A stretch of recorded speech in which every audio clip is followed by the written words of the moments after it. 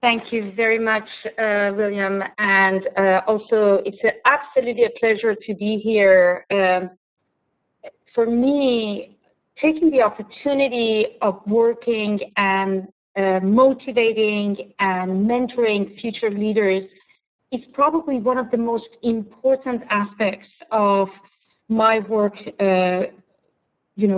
in this whole area. And with that, it's absolutely a pleasure to be here with you today. Andrew, maybe you can put up my slides. What I'm going to try to do today is to really start on, maybe you can go to the first slide. It's a pretty sort of full lecture that I'm not sure if I can get to finish, but I wanted to give you an idea of how the world is mobilizing to enable our transitioning to a low-carbon economy.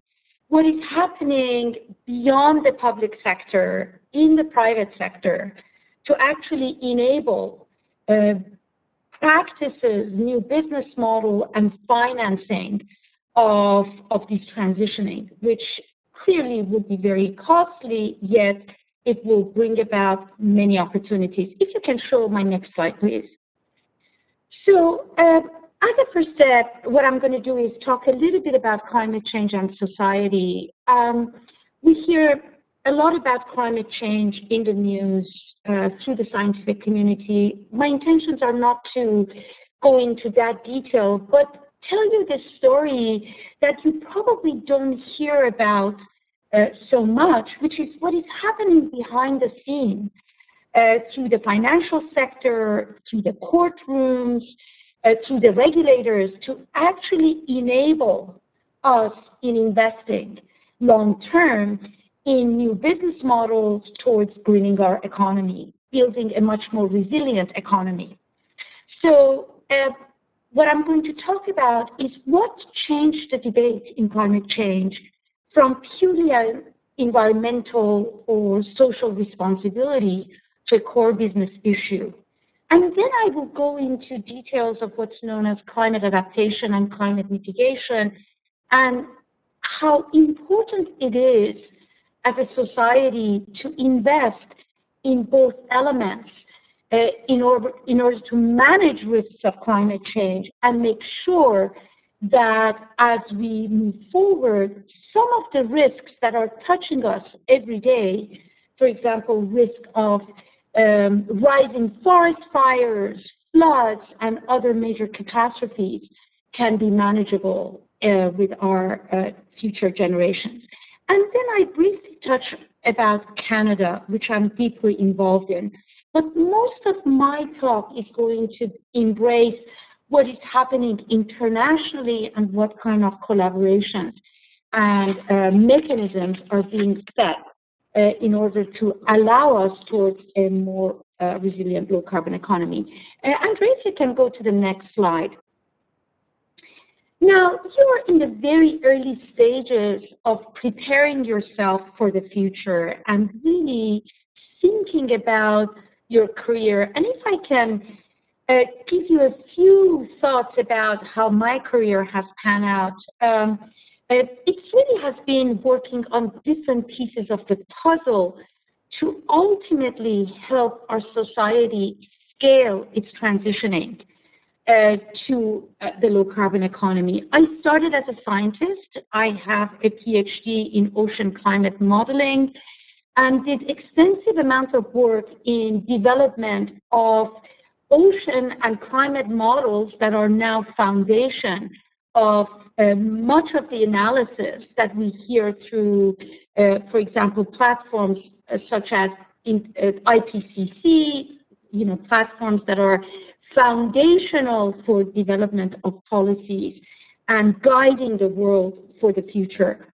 Now, after a career in science, I recognize that many technologies that are being developed in universities through particularly climate modeling could be extremely helpful to the government and industry in terms of understanding the risks. So For about 8 years of my life, I founded a company that was based in the United States called Climate Risk Solutions, where I brought the best of technologies in ocean and climate modeling, in observing the environment, as well as information from economies, from various sectors, and worked with several sectors in the U.S. and internationally, particularly working with energy industry, agricultural industry, and insurance industry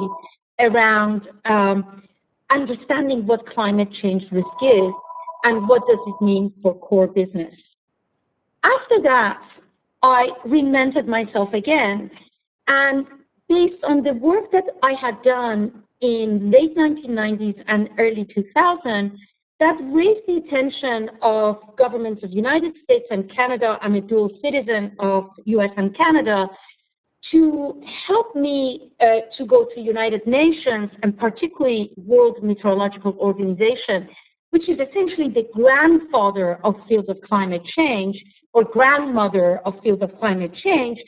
And there I built an international program in disaster risk reduction, which is very close to some of the topics that you're probably studying as part of your curriculum in terms of prevention and preparedness for fires. This is where I led international initiatives and worked with over 80 countries in development of their early warning systems for weather-related extremes.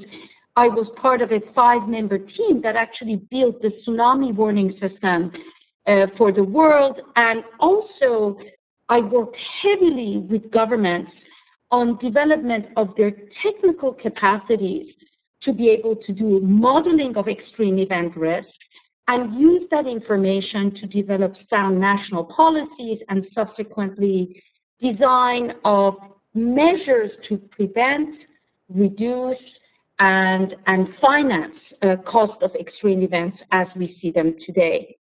This was quite an eye-opening experience. I worked across the board with mature economies such as ours in Canada, as well as emerging economies and even some of the most vulnerable nations. From there, I came back to Canada for personal reasons, and this is something that I want to stress to all of you.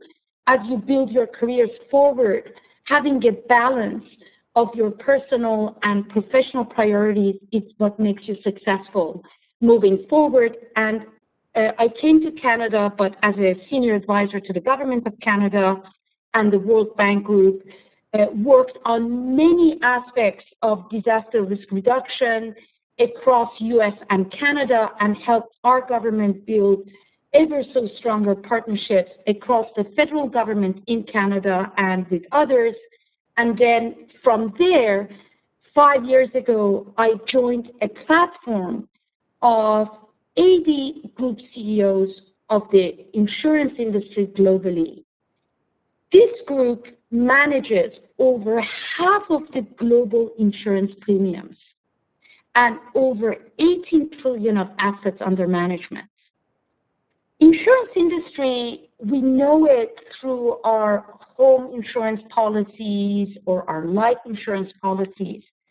But this industry is actually probably the most versed industry in understanding and quantifying risk, being risk of extreme events such as tropical cyclones, forest fires, tsunamis, all the way to innovating ways in which we can manage that risk. So my goal was how I can leverage the power of what I call a catalyst industry to work across economic sectors and with government to bring the concept of risk analysis based on best of science to bear to support decision making. And this is what I am doing today.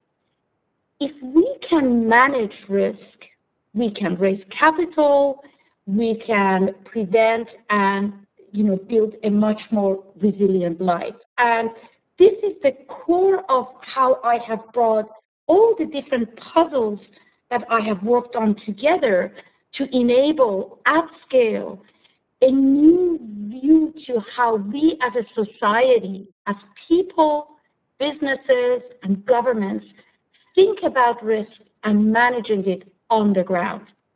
And since 2018, I have started to bring that extended experience to our next generation leaders by working with young individuals in terms of mentoring them through their careers, lecturing in universities, all the way to also mentoring companies that are coming up with technologies to help pave the way for new business models of the future.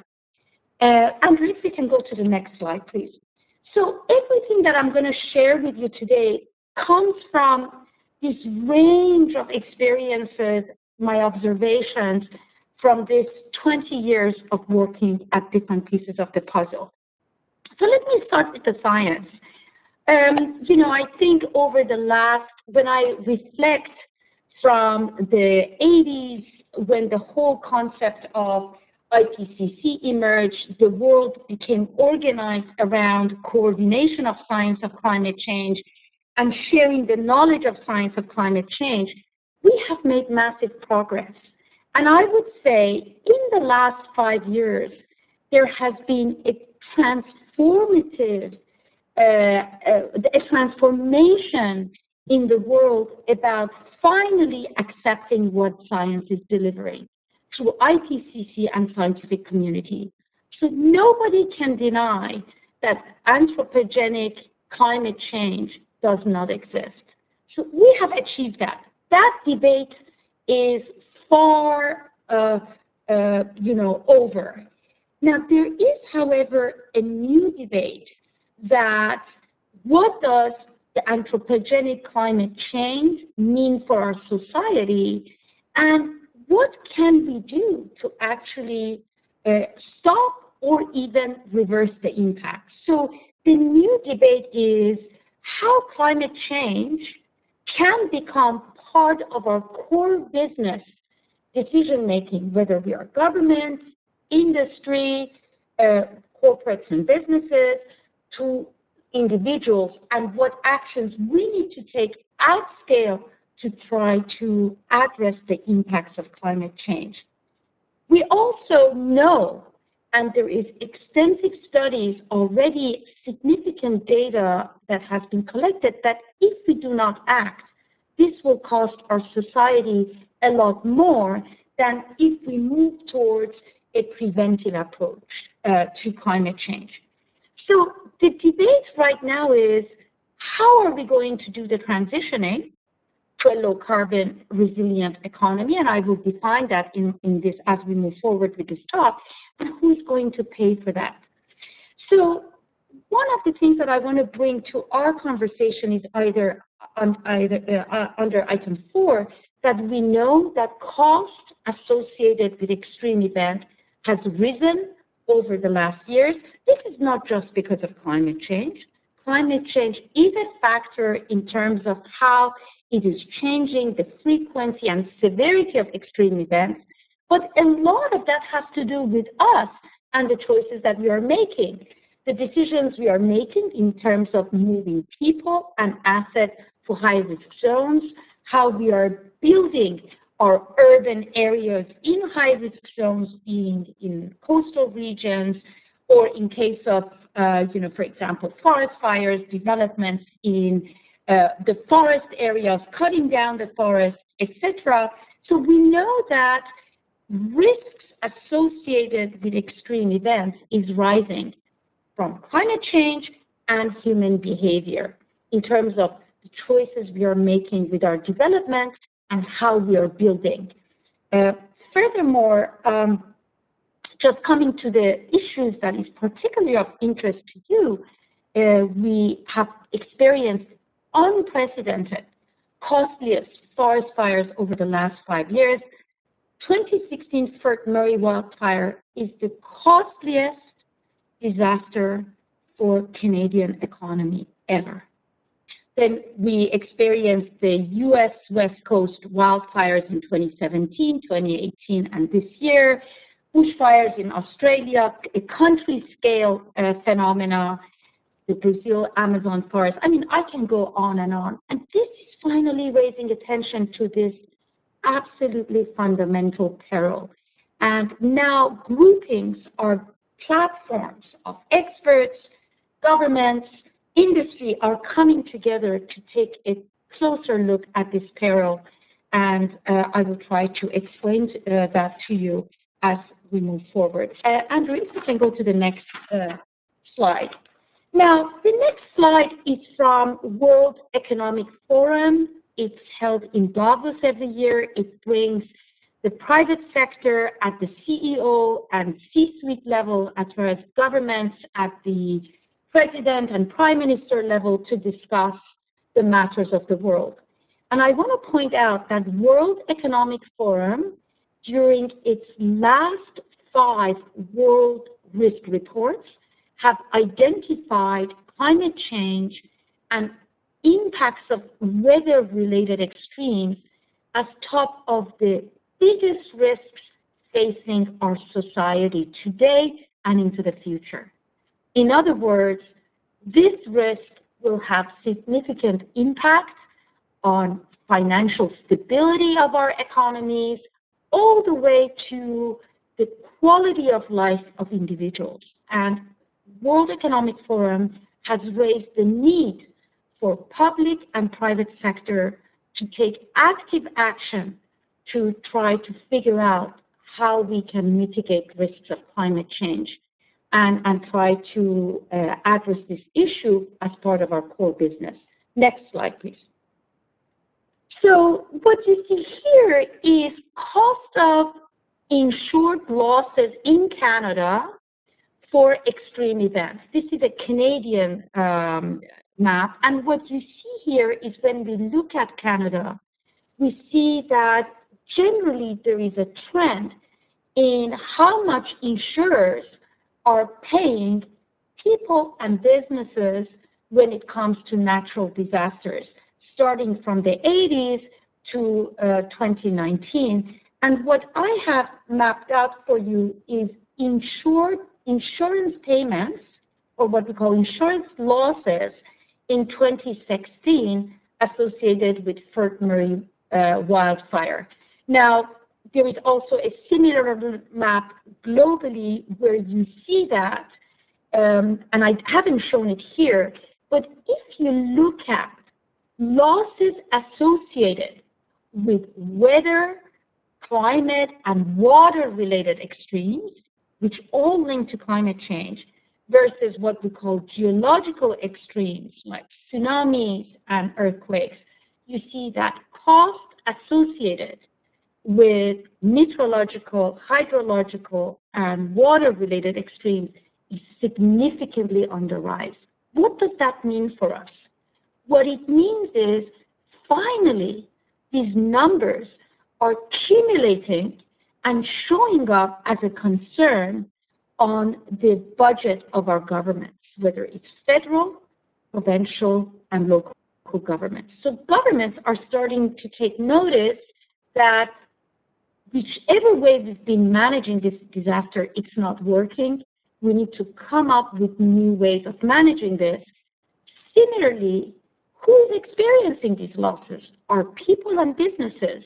We are recognizing that through the post-disaster aid funds that are becoming available to governments, we are not getting enough to actually replace a damaged or destroyed asset, and we're actually losing. In fact, data shows that countries that are sort of experiencing these recurrent disasters, where there is no insurance, they're getting more and more into poverty, whereas mature economies such as ours, where there is a very active insurance market where people and businesses can be insured against these disasters, can recover much faster coming out of that disaster, given that the post-disaster aid from governments by far is not sufficient. And also, much of that fund goes into fixing damaged infrastructure, paying to the local authorities and provincial authorities who are responsible for operating those infrastructures. So there is something wrong here. We need to start looking at this more proactively, and instead of responding to crisis, which is very costly, we need to start to prepare, reduce, and prevent this risk to the extent possible. Next, please, Andrew. Okay, so to sum it up is, I am very lucky to have been part of the debate in the last 20 years that has shifted from thinking about climate change as a polar bear or solely an environmental issue, which essentially is removed from daily business decisions that we make as individuals in terms of purchasing assets, the businesses make in terms of their own operations and investments and various kind of decisions, and the government as well in terms of its economic development plan. This conversation has now shifted to a core business issue. If as a homeowner I'm investing in a home, what are the natural hazards that I need to worry about? Is it flood safe? Is it forest safe? This conversation is starting to enter our thinking, furthermore with businesses and with governments. Particularly with governments, I want to point something very important. When I was at the UN, essentially the second day that I joined the UN, I went in front of 450 ministers and their teams in area of emergency preparedness and response operations, who plead actually to the UN when there is a disaster for humanitarian support. And I made the case that based on technology as well as measures that we can do to prepare, reduce, and prevent risk, we can actually reduce cost of dealing with disaster after an event, and we can actually reduce those risks so the impact is not as much as we expected. Believe it or not, this is 2004, September of 2004. I got a cold shoulder at that time, but just imagine how much that conversation has changed today, how much we rely on alerts and early warning systems to prepare the communities, how much we rely on preparedness and risk reduction, technologies, and deployment of that to be able to reduce the risks in anticipation that these events will happen, but we can actually reduce the risk on people, businesses, and government. So the conversation now about climate change is a conversation about socioeconomic growth, development planning, how to invest in resilience. It's important to invest in resilience for sake of financial stability of us as people, as businesses and governments, and also about the fact that climate change is about job creation, it's about training our labor, and it's about opportunities for commercialization of technology and trade. So the conversation is a completely different conversation than 5 years ago when there was still denial about anthropogenic climate change. Next, please. And by the way, Andrew, you need to give me time so that I don't go over. So I'm just going to work my way through the slide. Thank you. Okay, so let me tell you a little bit about, so I'm not going to get into much of the science of climate change, but what has happened globally to respond to climate change. So as the negotiations of the UN, so you know that every year United Nations pulls all the governments together to negotiate policies on climate change. And these policies, these international policies to which governments sign up to, ultimately translates into national policies and regulatory frameworks that sets the strategy and approach of a country in terms of how it invests and how it develops its approach to a theme, in this case, climate change, disaster risk reduction, etc. So initially, when these debates started among governments, dating back to late 1990s, it only focused on the need to change our economy from relying on carbon-intensive sectors, what we call, for example, oil and gas, industries that are big emitters, and transform these industries to low carbon. We call that mitigation of climate change. But is that enough? And over the years, the international agreements discussed that that is not enough because every day we are at risk to climate through the way we are experiencing natural phenomena with natural hazards such as forest fires, bushfires, floods, major storms, tropical cyclones. So we need to do something about that instead of just responding to that crisis. So maybe about 15 years ago or 12 years ago, the debate shifted that mitigation of climate change is not enough.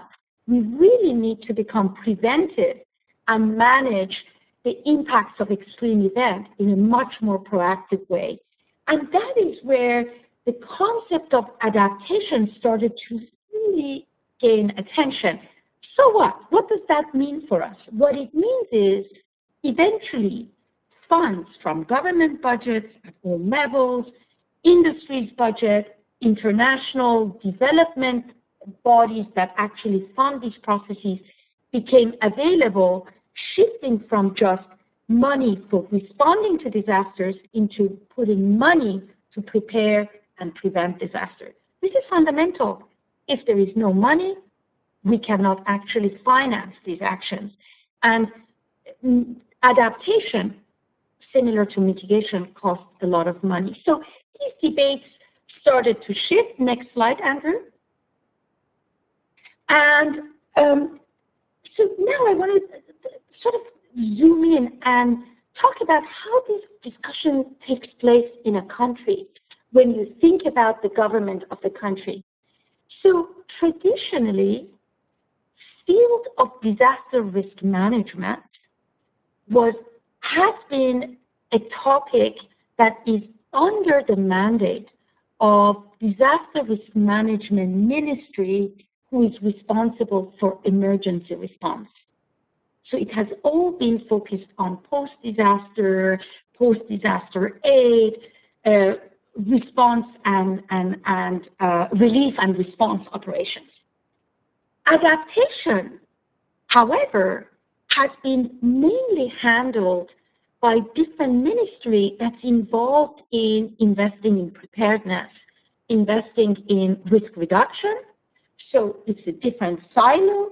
And then mitigation traditionally has been sitting with ministers of environment, even though now it's very different. It's now moving into the agenda of Minister of Finance, who does the budgeting and planning, and also ministers that are in charge of energy, agriculture, and food security, manufacturing. So finally, these conversations that were taking place within silo ministries in governments are starting to converge. And now we are seeing that mitigation, adaptation, disaster risk reduction are so deeply intertwined. This cannot be discussed, determined, and budgeted within single ministries in any government, whether it's national, provincial, or local. These have significant impact on each other, and we need what's called a more integrated planning and budgeting that's linked to a country's strategy as to how it wants to shape its future economy, in energy sector, agriculture, etc., and how that country wants to address the impact of climate change as it shapes through things like sea level rise, water scarcity, and rise of extreme events. So the conversations are coming closer. Next, please. So what the big question becomes, who's going to pay? Mitigation and adaptation cost money. Let me give you an example. To mitigate, let's take our country. One of the biggest contributors to our economy is oil and gas sector. And it's the largest contributor to greenhouse gases in any sector. So for an economy that's so deeply reliant of oil and gas, so many people work in oil and gas, how are we going to transform that industry from such carbon-intensive sector into a low-carbon economy that relies on new technologies? We need to pay for those technologies. We need to retrain and reskill our labor.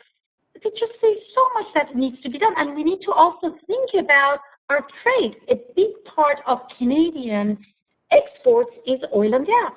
So what is that going to be replaced by? How are we going to deal with our trade deficit if we abandon this industry? These are tough, strategic, social, and economic decisions that needs to be made in a country, and it costs money. Now let's convert our attention to adaptation. So adaptation could be a variety of different things. It could, from a homeowner perspective, adaptation could be retrofitting your home to withstand the power of all the natural hazards around you that can impact you. Thinking about community, the infrastructure, and how community is built in order to reduce the risks. These all cost money, all the way to a government.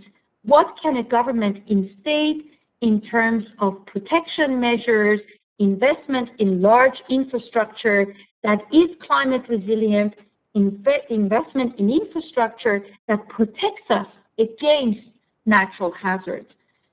Investment in natural infrastructure can be a buffer against those natural hazards. This costs money. Who is going to pay?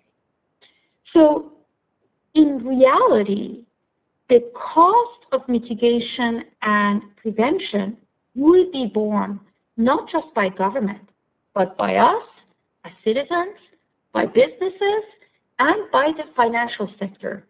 If you actually look at the amount of infrastructure that we need to build in Canada moving forward, setting aside climate change and the fact that this infrastructure needs to be low carbon and resilient, we need to raise a big chunk of that money from the private sector. We need to raise private capital. So our investors, our institutional investors, are going to just put their money forward without expectations? No. They want a return on their investment, and this is where the importance of risk management comes to bear. To raise money for a major project, if you can look at the risks of that project throughout its life cycle, assess that, quantify that, and have a good risk management strategy and contingency plan, this is how you can invest the investors into what is called an investable grade investment. In other words, they're willing to put their money for development of Canadian infrastructure or infrastructure anywhere in the world, but they need to make sure that that infrastructure is not going to collapse with the first flood and they're going to lose their entire investment. That's sort of to give you a picture. Next, please. Andrew. Great. And Maryam, it's 1:46, so you have maybe about 14 minutes left. Excellent. So what I'm going to do is I have prepared for you quite a dense lecture with many references.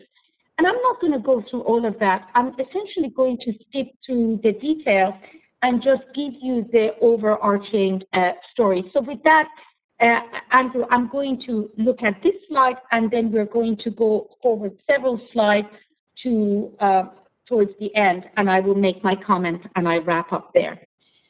So, so let's look at climate change adaptation and building socioeconomic resilience. So these days we hear the word resilience everywhere, and I can tell you, I know the day this word started to become an international sort of phrase that's being used across the society. It was brought about in a meeting of the governments with World Bank Group and the UN, focusing on the fact that talking about climate change and disaster risk reduction is not sufficient. We need to focus on building societal resilience. And with that, resilience I define as the ability to prepare, plan for, prevent, absorb, recover from, and more successfully adapt, change the way we do things, we build things, we consume things, etc., to extreme events as we move forward. So that's sort of a definition I have used. Now, the next series of slides, which I won't get a chance to show you, gives you a real good knowledge of how working with governments, the private sector, we have changed the dialogue of adaptation and disaster risk reduction to include critical elements that starts with quantification of risk, communication of risk, and understanding of risk. In other words, as a homeowner, when I go to look to buy a home, I need to know, I need to have a way of knowing whether that home is at risk to forest fires, floods, to tropical cyclones, or whatever you have it.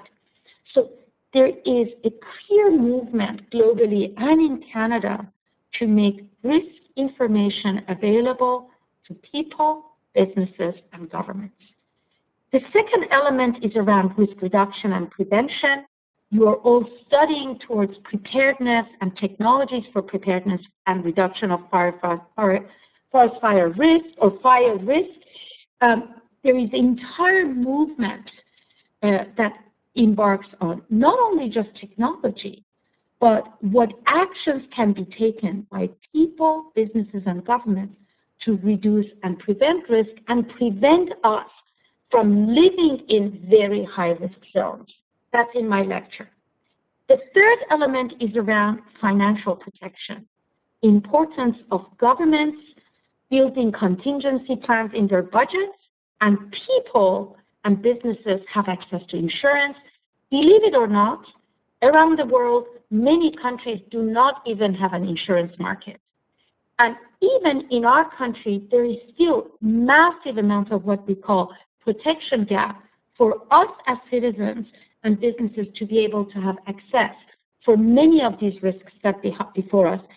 Flood risk insurance only became available in Canada in 2016, only very recently, to the efforts of insurance industry working with government.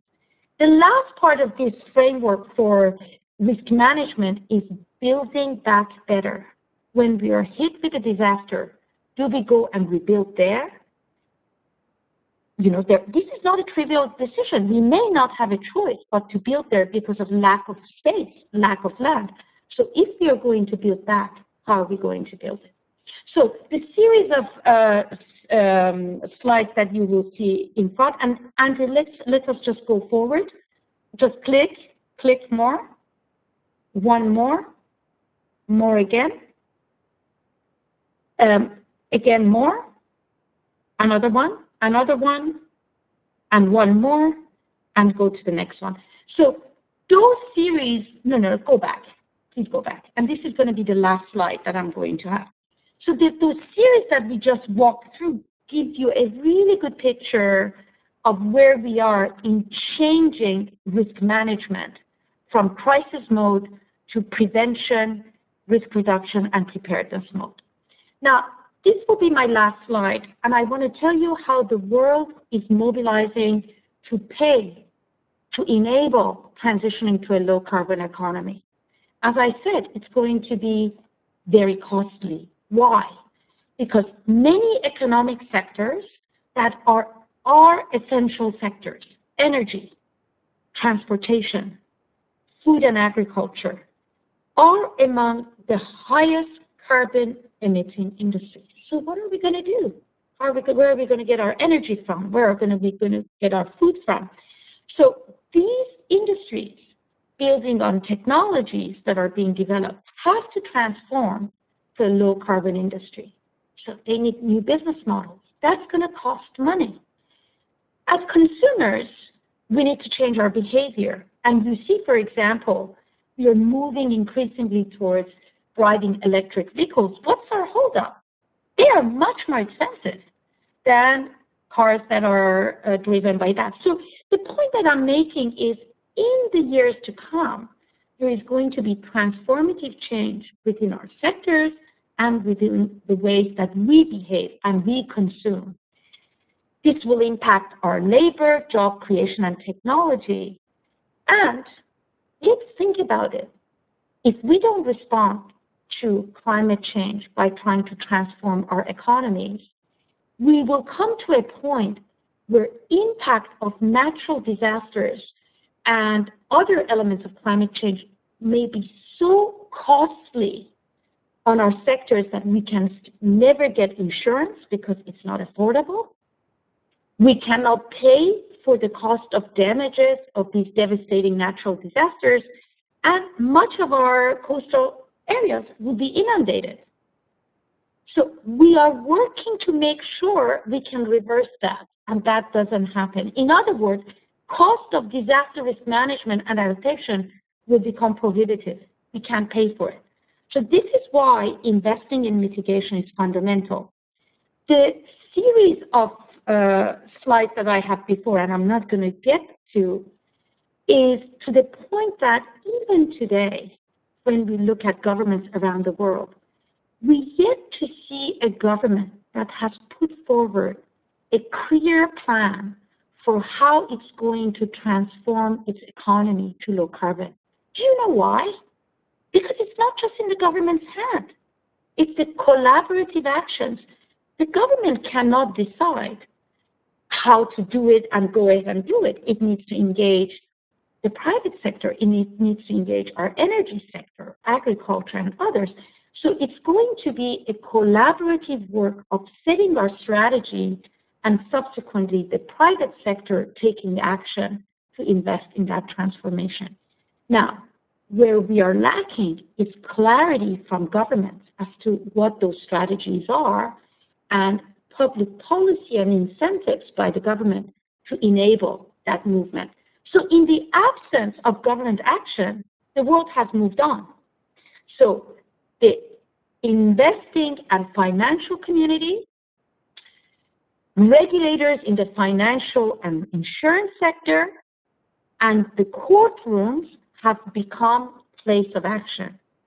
And to wrap it up, I want to say that the movement that has started is largest institutional investors in the world are working with regulators to enable regulatory framework that allows institutional investors to invest at scale with a long-term view in scaling up these technologies. And we are hoping that money will talk, that through the investment community, we're going to push back on governments to push for real meaningful policy on climate action. And let the story continues, and at least I see hope in the way that we as a society are going to work together, and this is a future that you have to take forward. And I hope that some of the things that I've shared with you empowers you to think not only in your field, but beyond that in terms of how to mobilize and what needs to be mobilized towards a better world for our future generation. And with that, I thank you for your time, and I hope I have been able to share some perspectives that you can take forward in your school as well as your future careers. Andrew, over to you. Well, thank you very much, Maryam. It's Bill Humber speaking. That was an incredible overview of some of the challenges we face, but also kind of the high-level perspective that is required from governments and business sectors alike. What do you think is what is the primary role, or what would you see as the needs within the education sector? We have multiple levels of education. We have primary level, we have high school, we have technical colleges such as Seneca, we have ones that are like Seneca, tending towards more like polytechnics. As well, we have universities that deal on a kind of theoretical academic side. Give us a broad perspective on how you see the education sector, across the board responding to these issues. Absolutely, and this could not be a better question. I believe that the education sector will be foundational to this transformation because the education sector is doing a variety of things. Number one, most important, is training the future leaders that have to take over and run with these developments. Secondly, a retraining and reskilling of the current sort of network of people that are working in different aspects of society, whether for transforming into new business models, to training that's needed along actions we need to take for adaptation. I give you one example in Canada, which is unique in the world, and I'm very proud of it.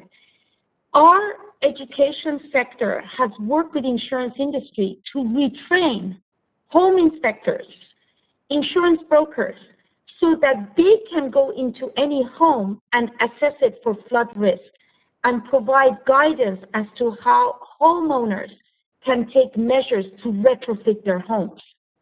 So I'm just bringing it down to reality. So I think it's fundamental, but I tell you what's the challenge for the education sector. The challenge is that many of these forward-looking ideas is being developed in the practitioner's world. So what I see is that the education sector in general lags behind in terms of the solutions that are being developed in the business and world of practitioners. This needs to be brought back to the academic and educational sector to be able to transform it in programs at scale. So I think that bridging needs to be made back.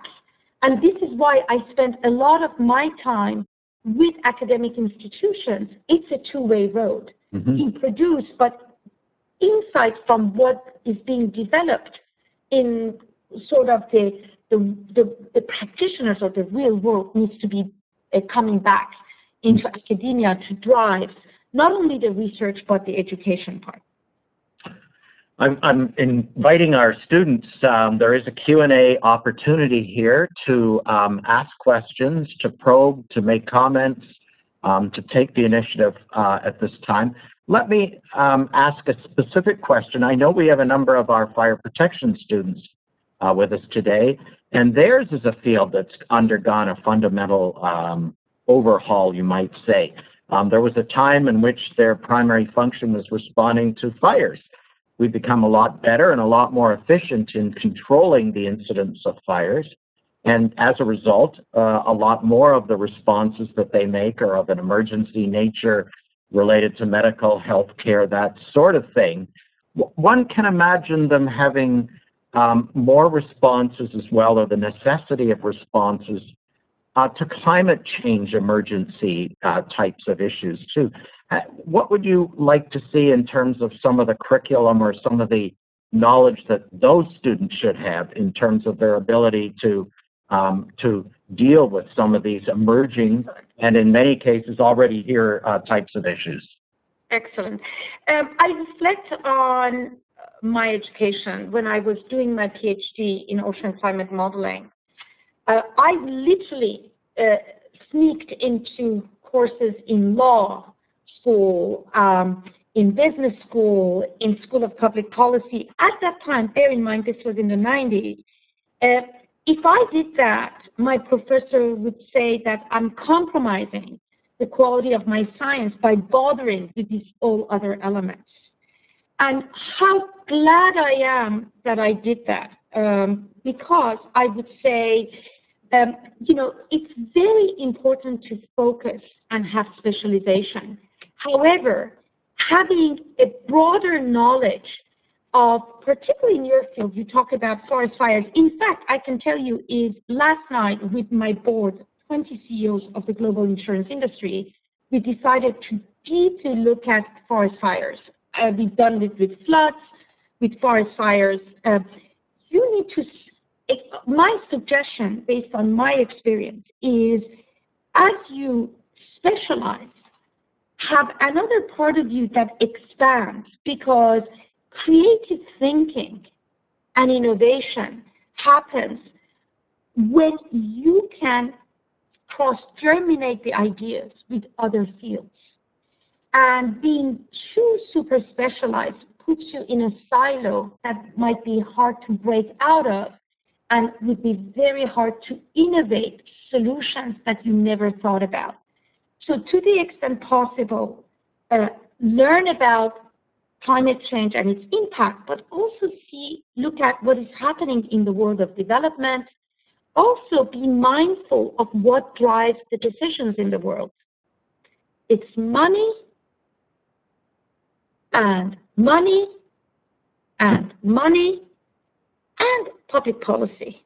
But it's money. So understand how that works. And doing some of the solutions requires investing at scale.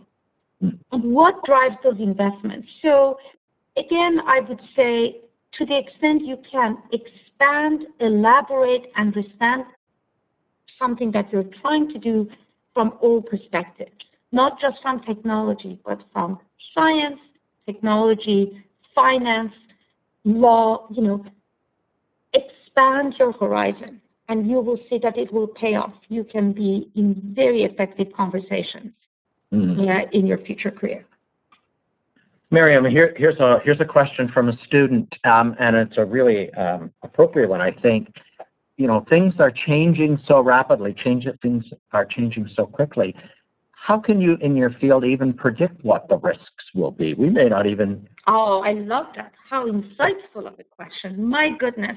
Well, thanks, wow. Melanie, Thank for you. that one. Melanie, this is an incredible question, and absolutely. So the point is, yes, things are moving very quickly, and the question is, how can you keep track? Every day of my life, Melanie, I am chasing after the changing landscape of risk. Yeah, and new elements come into it, but it's not just new elements, there's new understanding. So taking climate change, there is a whole area of what's called climate attribution science, where we now understand a lot better how anthropogenic climate change may change the probability of an event or a category of events. We didn't have that 7 or 8 years ago. It's evolving now. So yes, this is why I would say, and then the other point to it is that it's not just, risk of climate change. It's financial risk, regulatory risk, public policy risk, litigation risk. So when I say expand your horizon, when you try to find a solution, you need to scope out and look at all these risks around that problem so that you can come up with solutions. So yeah, expand your horizon. Always think strategically and holistically before you dive into understanding a specific risk. So it's the macro top-down has to be combined with micro and bottom-up to try to get a picture, an overview picture, but also see about where you want to zoom and what is it that you want to manage. That would be my answer. Not easy, but we need to move faster. We need to do more. But many things are helping us in terms of technology, database, risk analytics tools, and so on. So it's a combination of these that make it a lot easier for us now as well than maybe 10 years ago. Poorer countries obviously have far fewer resources on multiple levels. Human talent sometimes leaves, certainly financial and other resources. What's our obligation as an advanced industrial country like Canada? What is our obligation to some of those countries in the world? Excellent question, and I would say this has been the biggest debate of the Conference of Parties, United Nations Framework Agreement, Framework Convention on Climate Change debates. When you get 192 governments into one room to negotiate climate change policy, this issue is at the forefront. For years, mature economies have contributed to climate change. Now we have the luxury to sit back and say, in light of economic development, trade, and labor opportunities, we are going to transition, and a lot of that is on you, emerging and low-carbon economies, deal with it. And the way they're experiencing that is through more severe extreme events, growth of poverty. So this is a big debate. So how is it materializing in reality is several mechanisms have been shaped, but I cannot say that to any degree this is addressing the emerging and low-income countries' opportunities. One is around support to vulnerable economies in terms of building capacities in disaster risk reduction and emergency planning. This is materializing through massive initiatives funded by mature economies, through bodies, through international and regional development banks. And this has been actually part of my career. When I was at the UN, I spent my life in those 14 years in 70 of these low-income countries, tried to build technical expertise, tried to build resources around these economies where they can have access to early warnings, for example, and those kind of capacities. So to summarize on this, mature economies through development banks and other mechanisms are investing in supporting these governments with building capacities around risk and risk management. But that's not enough, because the question becomes development of economies. Now, on a bright side,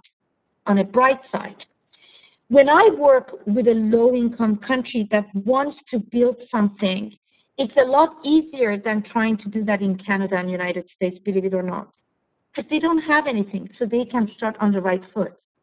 So if they're building their energy sector, there are more low-income and emerging countries that are investing in green energy than, I would say, if we look at it per capita in our mature economies. Because for us, we need to transform a viable industry that's a major source of our commitment. In a low-income economy, they want to build that industry for the first time, so let's build it right. And a lot of what we call green funds, green bonds, and other sources of financing to build these kind of industries in those economies are enabling that. There are many other problems. I don't want to get into that. But you've identified a huge issue. It's a huge topic for international debate, and this is why the negotiations in the UNFCCC negotiations are moving very slowly. This is where investors and regulators have taken charge. I know more institutional investors that want to invest in infrastructure in emerging and low-carbon economies than you can imagine. The question is, how can we overcome the barriers? And these are the things that we are working on. So, very tough topic. I don't know if I've answered, but I shared some thoughts. Well, thank you very much, Maryam, and you've really kind of put the ball in our court, as it were, to kind of wrestle with these challenges at our end as well, as you're doing on a daily basis at your end.